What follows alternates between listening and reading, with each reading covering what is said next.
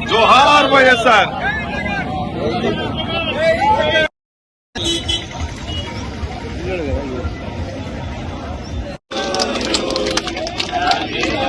జై జగన్ జై జగన్ జై జగన్ జై జగన్ జై జగన్ జై జగన్ జై జగన్ జై జగన్ జై జగన్ జై జగన్ జై జగన్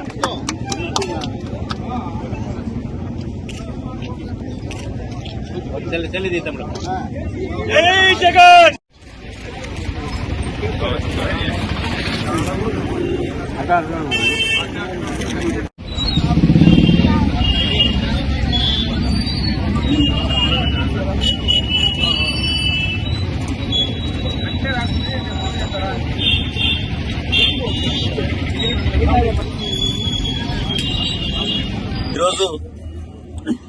ఈ రాష్ట్ర చరిత్రలోనే కాదు దేశ చరిత్రలోనే స్వాతంత్రం వచ్చిన తర్వాత ఏ రాజకీయ నాయకుడు కూడా కనీసం ఆలోచన చేయలేని విధంగా రాష్ట్రంలో ఉన్న పేద ప్రజలందరికీ అంటే ఎలాంటి వివక్ష లేకుండా అంటే వాళ్ళ కులము మతము ప్రాంతం చూడకుండా ఆఖరికి రాజకీయ పార్టీలు కూడా చూడకుండా అర్హత ఉన్న ప్రతి పేదవాడికి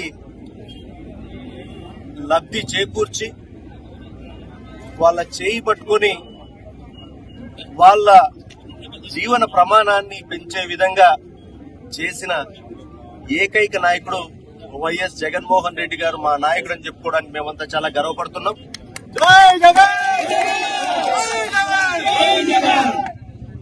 ఆ మంచి గుర్తు పెట్టుకున్నారు కాబట్టి ఈ రోజు రాష్ట్రం అంతటా ప్రతి గ్రామంలో కూడా జగన్మోహన్ రెడ్డి గారి జన్మదిన వేడుకలు జరుపుకుంటూ మనమందరం చూస్తున్నాం. రాజకీయాల్లో ఏవైనా జరగచ్చు.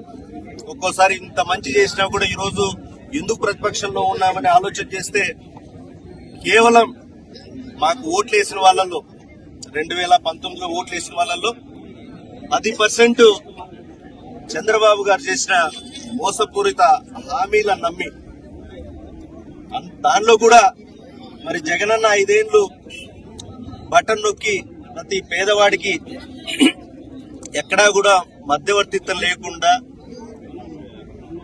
అందించాడు. సో అదే రకంగా ఏ ప్రభుత్వం వచ్చినా ఇలాగే చేస్తుంది అనుకున్నారు. మరి దానికి తోడు చంద్రబాబు నాయుడు సూపర్ 6 హామీలు కూడా యాడ్ అవుతాయి కదా అని ఎవరికైనా ఆశ అనేది ఉంటుంది.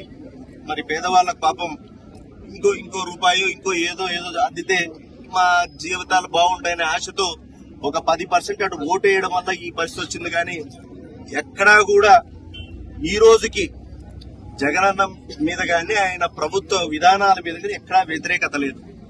ఈ రోజు పల్లెల్లోకి పోతే కొంతమంది ఓట్లు వేసిన వాళ్ళు కూడా అంటే మాకు వేయని వాళ్ళు కూడా ముందుకొచ్చి పొరపాటు చేశామన్నా అని నమ్మి మారుంటానులే జగనన్న ఇచ్చినట్టు ఇచ్చి ఇవి కూడా ఇస్తాడు అనుకున్నాం.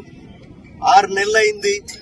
ఈరోజు ఒక పెన్షన్ తప్ప ఏ ఒక్క పథకం కూడా మాకు రాలేదు. నమ్మి మోసపోయినాము, పొరపాటు చేసినామని చెప్తున్నాను. పెన్షన్ల విషయానికి వస్తే పెన్షన్లు కూడా మరి జగనన్న ప్రభుత్వం మా ప్రభుత్వం దిగిపోయేసే నాటికి ఈ రోజుకి దాదాపు 3.5 లక్షల పెన్షన్లు తీసేశాడు. కొత్త పెన్షన్ల కదా దేవుడు ఎరుగు, ఉన్నవి తీసేశాడు. మళ్ళీ కూడా ఇప్పుడు రీవెరిఫికేషన్ అని చెప్పి ఇంకో 3.5 లక్ష తీసేసే ఆలోచనలో కూడా వాళ్ళు చేస్తా ఉన్నారు. ఇట్లా చెప్పుకుంటా పోతే పథకాలు కదా దేవుడు ఎరుగు కానీ ఉన్న వాటిల్లోనే మళ్ళీ కటింగులు. అట్లాగే చాలా మీటింగుల్లో పదే కరెంటు ఛార్జీలు పెంచినారు, షాక్ కొడుతున్నా ఏదేదో మాట్లాడారు చంద్రబాబు. మేము వస్తే 1 రూపాయి కూడా పెంచమన్నారు. మరి వచ్చి 6 నెలలు కాలేదు, ఆల్రెడీ 6,000 కోట్ల బటన్ వేశాడు. మళ్ళీ ఈ నెల బిల్లు వస్తే అంటే డిసెంబర్ బిల్లు జనవరిలోకి వస్తే మళ్ళీ ఈ నెలలో మళ్ళీ కూడా ఇంకో 9,000 కోట్ల రూపాయలు అదనపు భారం మోపుతున్నాడు. మళ్ళీ సంపద సృష్టిస్తా అని ఒకవైపు చెప్పాడు, నేను సంపద సృష్టించి అన్ని పథకాలు అమలు చేస్తా అని చెప్పాడు. ఈ రోజేమో ఆస్తులు అమ్మి అంటే గవర్నమెంట్ మెడికల్ కాలేజ్ కావచ్చు, గవర్నమెంట్ హాస్పిటల్స్ కావచ్చు, ఇవన్నీ కూడా ప్రైవేట్ సంస్థలకు దారాదత్తం చేసి ఆ డబ్బులతో అమరావతి కట్టి దాంట్లో లబ్ధి పొందాలనే ప్రయత్నం చేస్తున్నాడు తప్ప ఎక్కడా కూడా పేదవాడికి సాయం చేయాలనే ఆలోచన ఆయనకి ముందు లేదు, ఈ రోజు లేదు, ఎప్పటికీ రాదు. కాకపోతే ఏంటంటే ప్రజలు నమ్మి మోసపోయినారు. బట్ తప్పదు, ఇంకొక కొన్ని సంవత్సరాలు ఇంకో 4 ఏళ్ళు వెయిట్ చేయాలి. జమిలీ అంటే అది కూడా అవసరం, ఇంకో 2 నెలల్లో ఎలక్షన్లు వస్తాయి. కాబట్టి ప్రజలంతా కూడా ఈ రోజు జగనన్నతోనే ఉన్నారు. ఎక్కడా కూడా ఈవెన్ తెలుగుదేశం పార్టీ వాళ్ళు కూడా వాళ్ళ కోటేశ్వర్లు కూడా ఈ రోజు మేము మా వాడిని అనుకున్నాం కానీ ఈసారి మారతాడు అన్ని ఇస్తాడని కానీ ఇట్లా చేస్తున్నాడని పల్లెల్లో మాట్లాడుతున్నారు. కాబట్టి ఓవరాల్ గా నిజంగానే దేశ రాజకీయ చరిత్రలో ఏ రాజకీయ నాయకుడు ఆలోచన చేయని విధంగా పేద ప్రజల కోసం మనస వాచ కర్మన చిత్తశుద్ధితో జగన్మోహన్ రెడ్డి గారు పనిచేశారు.